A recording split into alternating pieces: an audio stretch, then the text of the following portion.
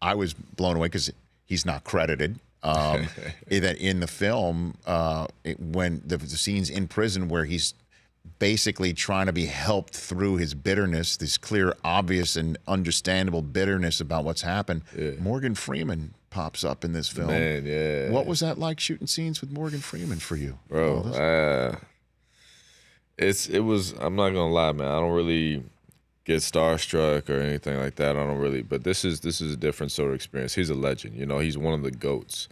And I'll tell you something that really brought me to tears working with Mr. Freeman. So he has a history with Tom Shadyac, the Bruce Almighty films, and you know So they go back, man. They're good old friends. The very first day Mr. Freeman and I are shooting, we hadn't spoken really socially. You know, hey, how you doing? But we get straight to working. We're barely even speaking in the scene, but after a couple takes, he whispers something to Tom. Tom pulls me over, and he says, "Hey, man, I want to tell you something real quick. That Morgan, you know, wanted to tell me. He said, you know, that kid over there, he's got it." Huh?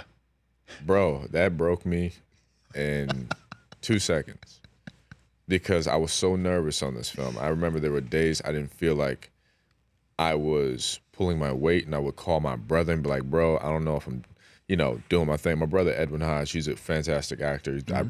One of the reasons I became an actor, you know, and he would be like, "Bro, you got the confidence, man. I mean, you're good. Just, you know, keep your head up." You know, I would call my mom, my friends would send me notes on a regular basis just to keep my confidence up because the responsibility was heavy for me. So every single day, you know, I was like, "Damn, am I doing my work?"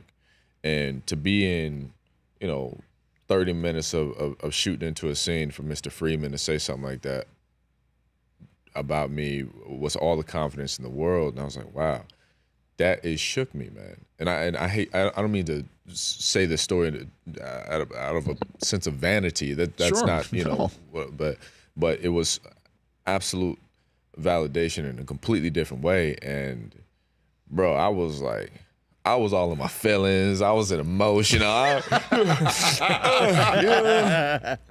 shed a thug tear. I'm not gonna lie. I shed a thug tear. You know what I mean?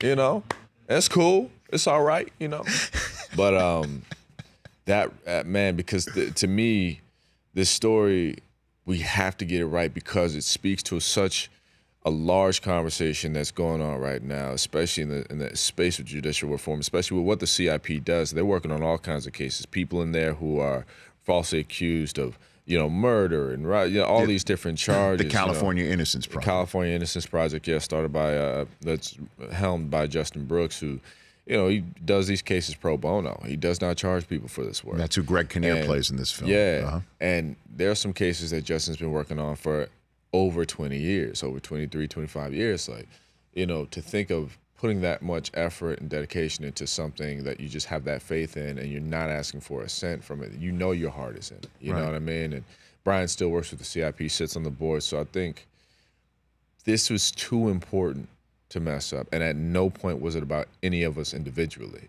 Everybody came to this with heart. Our producers, our director, our actors, everybody came to it with heart because they knew how serious this could be and what it could mean. And we just wanted to get it there. For more of The Rich Eisen Show, tune to Audience Channel 239 on DirecTV for free on BR Live or download the Rich Eisen Show app.